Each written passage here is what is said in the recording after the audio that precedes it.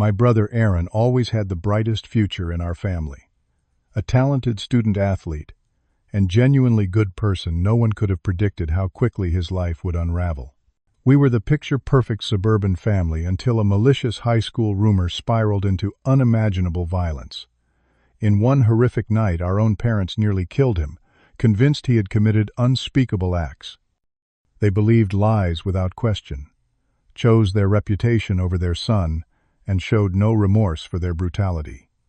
Justice eventually came, but at a devastating cost to us all.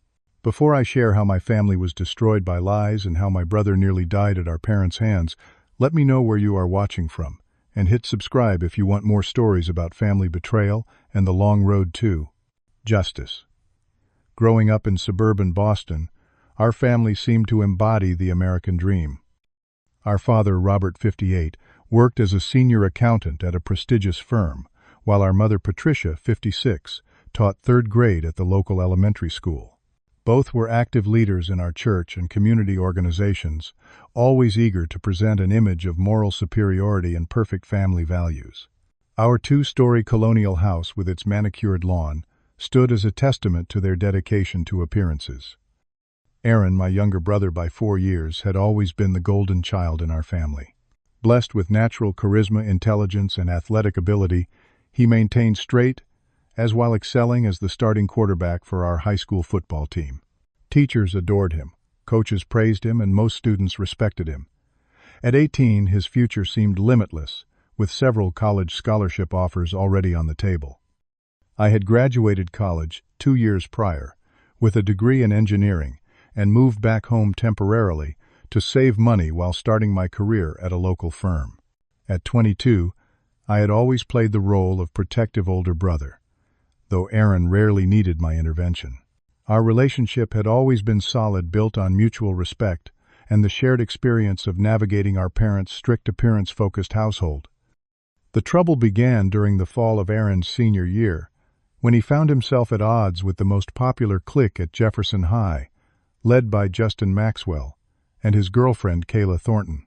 Justin, the son of a prominent local judge, had always resented Aaron's athletic abilities and academic success. Kayla, whose father served on the school board, had harbored a crush on Aaron for years despite her relationship with Justin. Everything changed at a house party following a football victory in October. While Justin was occupied with his teammates, Kayla cornered Aaron in an upstairs hallway and made aggressive advances toward him. Aaron firmly but politely rejected her, explaining he respected Justin's relationship and wasn't interested. Unknown to them, Justin's friend Marcus witnessed the exchange and quickly reported back to Justin, though with a deliberately distorted version, suggesting Aaron had been flirting with Kayla all night. Kayla's humiliation at being rejected quickly transformed into anger. Rather than admit the truth to Justin, she claimed Aaron had been pursuing her for weeks. Justin's rage at this perceived betrayal was immediate and fierce. The revenge plot hatched between them was as calculated as it was cruel. Within days, rumors began circulating that Aaron had sexually assaulted a girl at the party. The whispers grew increasingly specific and vile, with Kayla and Justin carefully managing the narrative while ensuring their own names remained unattached to the origin of the accusations. Our parents first heard the rumors through the church grapevine 3 days later. Patricia received concerned calls from fellow congregation members asking about the troubling stories. Robert was confronted by business associates who had children at the school. Their immediate reaction was not concern for their son's well-being or the truth of the allegations, but rather anxiety about how this would affect their standing in the community. When Aaron returned home that evening, he was ambushed by our parents in the kitchen. I remember hearing the shouting from my room upstairs and rushing down to find Aaron trying desperately to explain the situation through tears while our parents hurled accusations. "No one is saying these things about you without reason." Robert bellowed, his face reddened with anger. "What did you do to that girl?" "I didn't do anything," Aaron pleaded, his voice breaking. "Kayla came on to me. I turned her down, and now she's spreading lies because she's embarrassed." Patricia slapped him across the face. "Don't you dare blame the victim," she screamed. "We raised you better than this." I tried to intervene, suggesting we all calm down and get the facts straight, but was immediately shut down. Our parents had already decided Aaron was guilty. Their concern was not for justice or truth, but for damage control. The following week was nightmarish. The school administration conducted a rushed investigation without proper procedure, interviewing Kayla and her friends while barely giving Aaron a chance to defend himself.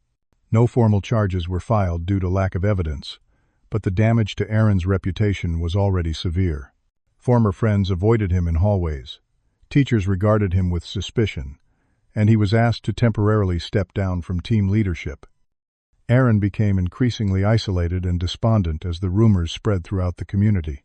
He stopped eating regularly, his grades began slipping, and he withdrew from nearly all social activities. I watched helplessly as my vibrant, confident brother transformed into a shell of himself, jumping at unexpected sounds and flinching when anyone raised their voice. Determined to help him, I began my own investigation. Several of Aaron's teammates seemed skeptical of the accusations, and one, Trevor, confided that Head heard Kayla bragging about getting revenge on Aaron for embarrassing her. This led me to Marcus' younger sister, who revealed that her brother had witnessed the actual interaction between Aaron and Kayla at the party.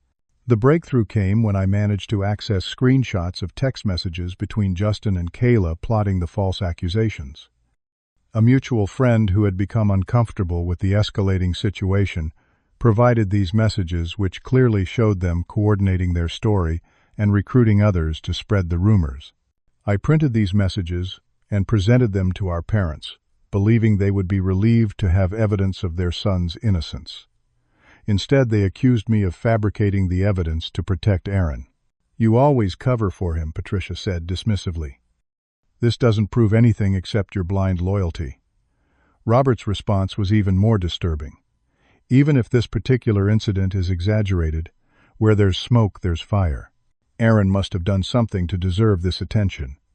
Their reaction left me stunned and deeply concerned about their ability to perceive reality objectively.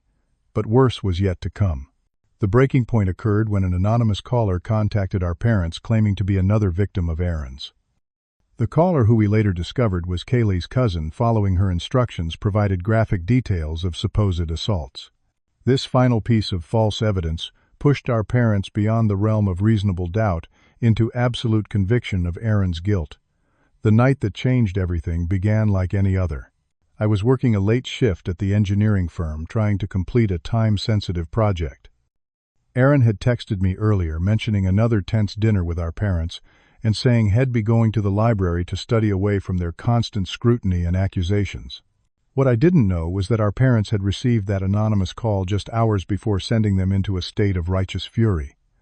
They waited for Aaron to return home around 11:30 p.m. Having prepared themselves for what they later called an intervention, but what can only be described as a premeditated assault. As Aaron entered through the front door, Robert immediately grabbed him by the collar and dragged him to the basement. Our mother's favorite place for family punishment since childhood, because it was soundproofed for Robert's home theater system. Aaron, caught completely off guard, barely had time to register what was happening before the first blow landed.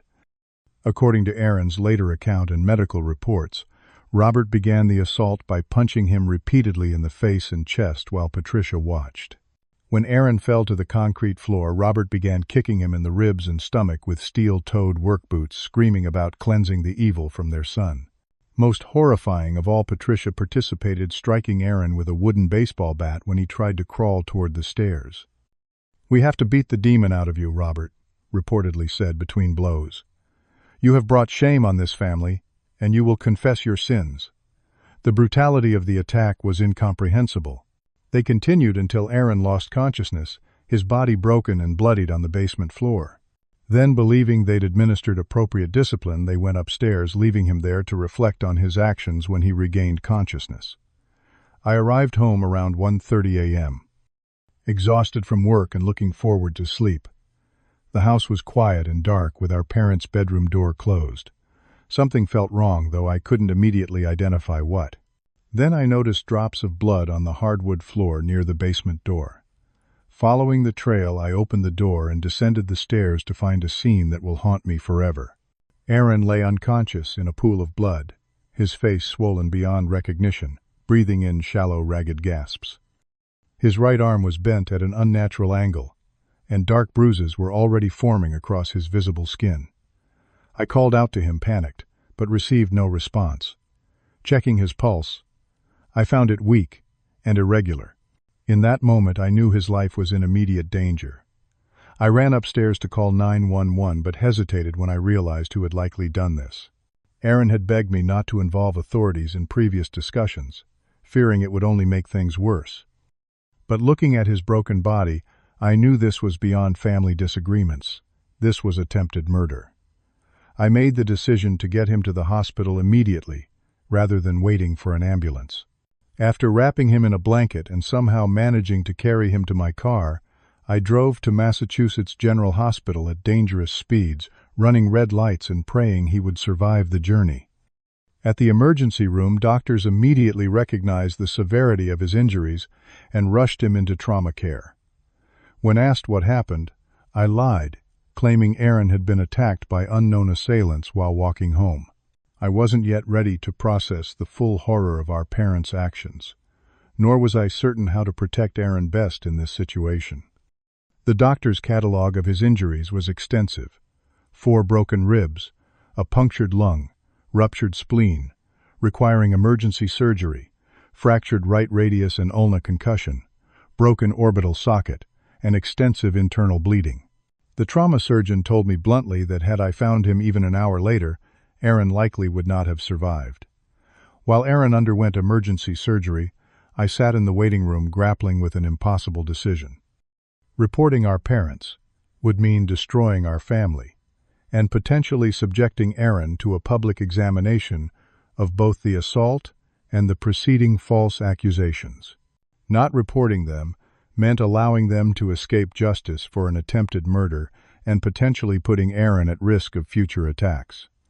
The decision was made for me when Officer Jordan from Boston PD arrived at the hospital, explaining that injuries this severe triggered mandatory police investigation regardless of the victim's wishes.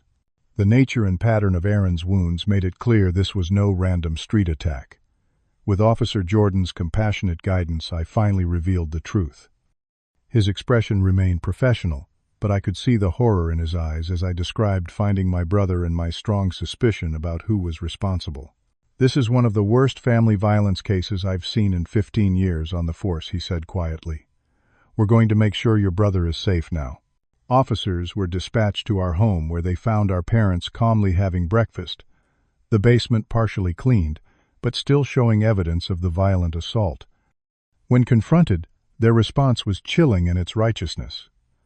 "We did what any good parents would do," my father reportedly told the arresting officers.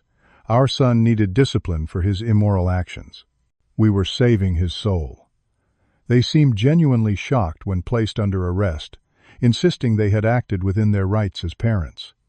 The disconnect from reality was staggering. Meanwhile, hospital staff documented Aaron's injuries extensively, noting patterns consistent with long-term abuse rather than a single incident. Old healed fractures suggested this wasn't the first violent episode, though certainly the most severe.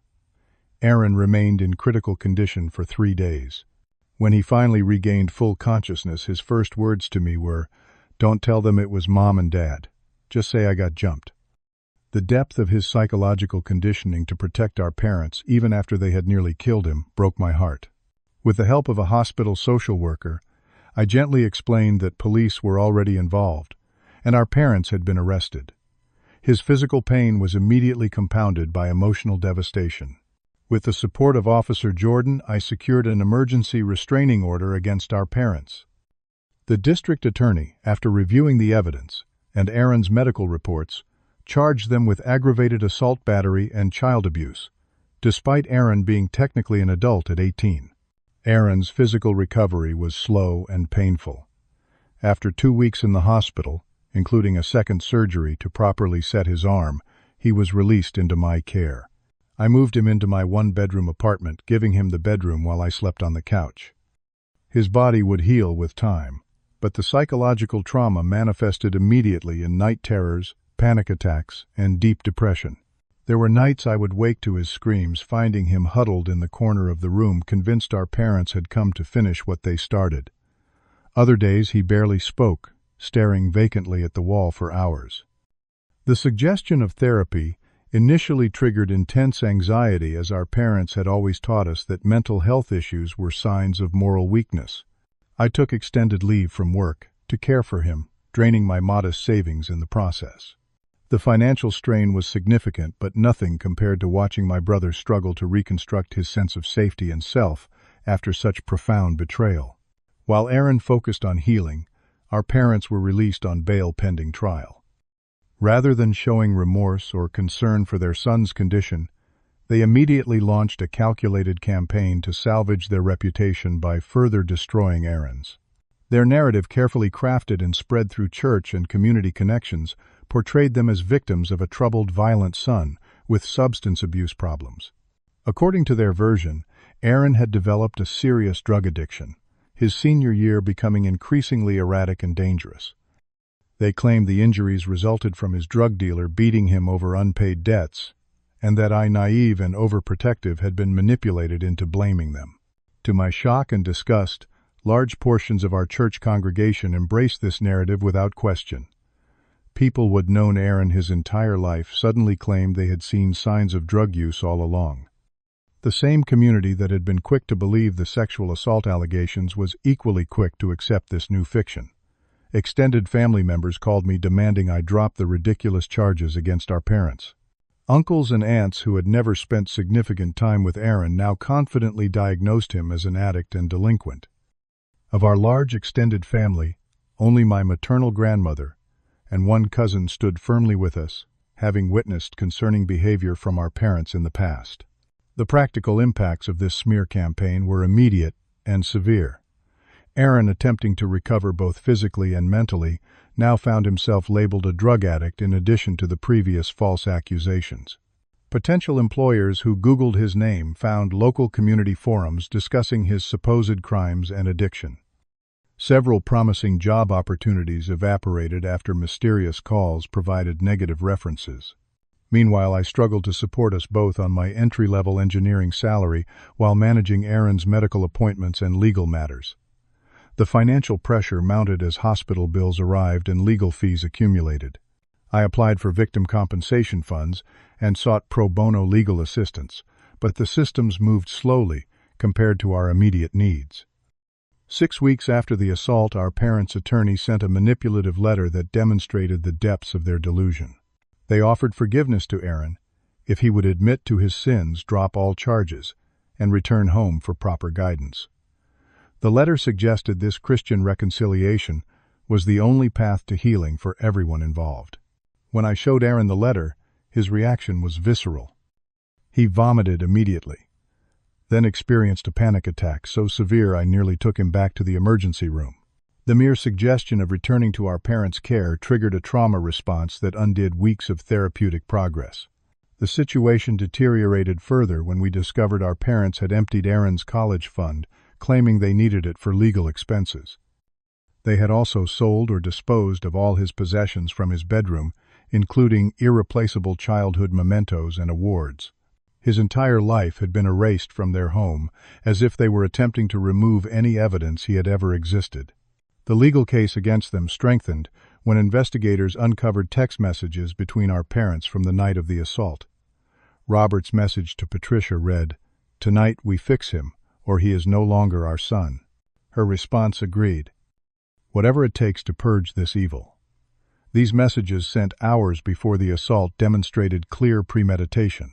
As the prosecution built its case, our parents escalated their desperate attempts at controlling the narrative. They approached mutual family friend Maria, a woman who had been like an aunt to us growing up, and convinced her to help orchestrate a reconciliation. What followed was perhaps the cruelest manipulation yet.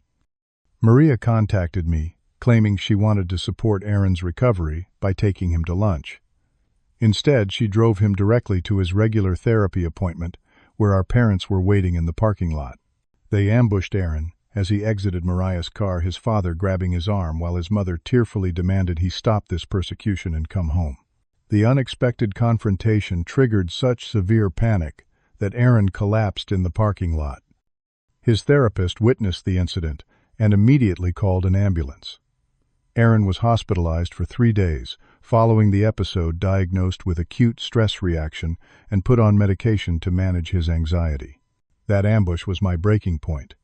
After ensuring Aaron was stable and protected, I made the decision to publicly expose every aspect of our parents' actions and lies. I created detailed social media posts documenting the entire saga, including photographs of Aaron's injuries in the hospital with his permission.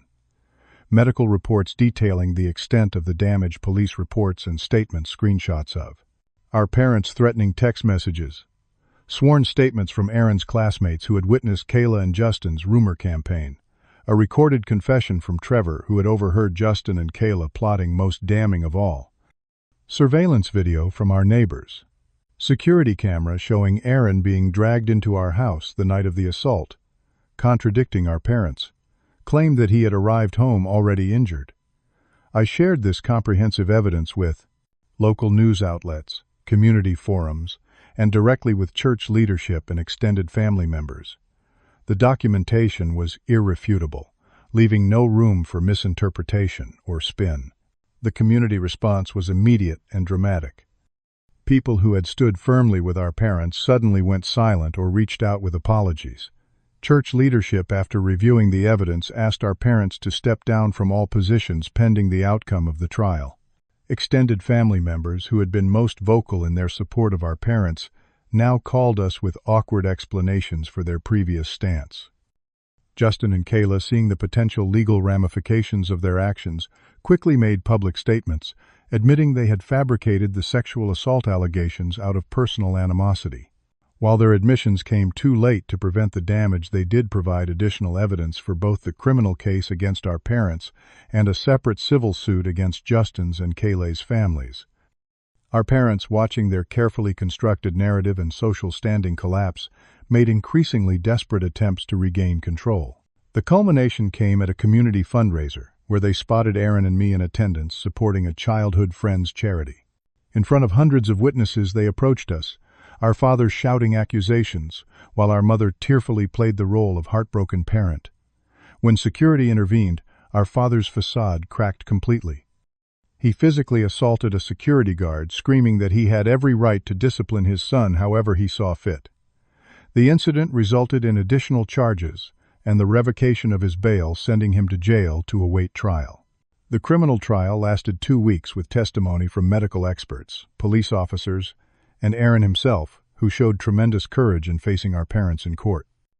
The evidence was overwhelming, and the jury deliberated for just 4 hours before returning guilty verdicts on all counts. Our father received 7 years in state prison for aggravated assault, while our mother was sentenced to 5 years. The judge, in her remarks, noted the profound breach of trust and abuse of parental authority that made their crimes particularly heinous. For Aaron, the verdict brought a measure of validation but could never restore what had been taken from him. In the aftermath, we made the decision to move to Colorado, where I had been offered a position with better pay and benefits. The physical distance from Boston and all its painful associations proved crucial for Aaron's continued recovery. With the support of victim compensation funds and the settlement from our civil suit against Justin's and Kayla's families, Aaron was able to enroll in a community college program with understanding administrators who helped accommodate his ongoing therapy and occasional mental health needs. He chose to study social work, driven by a new purpose, to help others who had experienced family trauma. In our new community, we gradually built a support system of chosen family. Neighbors, colleagues, and fellow students who knew nothing of our past except what we chose to share. For the first time in his life, Aaron could define himself on his own terms, rather than through the distorted lens of our parents' expectations or community's judgment. Our parents' attempts to contact us from prison through letters and proxies were consistently rejected. Aaron made the profound decision that while he could work toward forgiveness for his own peace of mind, reconciliation was neither safe nor desirable.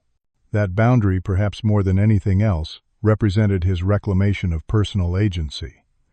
1 year after the trial, Aaron started volunteer work at a youth shelter, using his experience to help teenagers in crisis situations. His counselor noted this milestone as significant evidence of his resilience and healing journey. While he still experienced occasional flashbacks and anxiety, he had developed effective coping strategies and no longer defined himself primarily as a victim. For my part, I struggled with guilt over not recognizing the extent of our parents' capacity for violence sooner. Therapy helped me understand that the systematic nature of familial abuse often blinds even those closest to the situation. I learned that protecting Aaron now was more important than regretting what I couldn't change. The most profound lesson from our experience was that family bonds, contrary to our parents' teaching, are not automatically sacred or unbreakable. True family relationships must be earned through love, respect, and trustworthiness. Our parents forfeited their right to call themselves parents the moment they chose violence over compassion, reputation over truth. Aaron expressed this best in his victim impact statement at the sentencing. "I forgive you, because holding on to hatred would only continue to give you power over my life. But forgiveness does not mean forgetting or allowing you back into my life. I am rebuilding myself without the foundation of fear you provided, and I am stronger for it. Has your family ever betrayed your trust in ways that seemed unforgivable?" Share your experience in the comments below. If our story resonated with you, please like this video, subscribe to our channel, and share to help others recognize the warning signs of toxic family dynamics before they escalate to violence. Thank you for listening to our story, and remember that sometimes healing requires walking away from the very people who should have protected you most.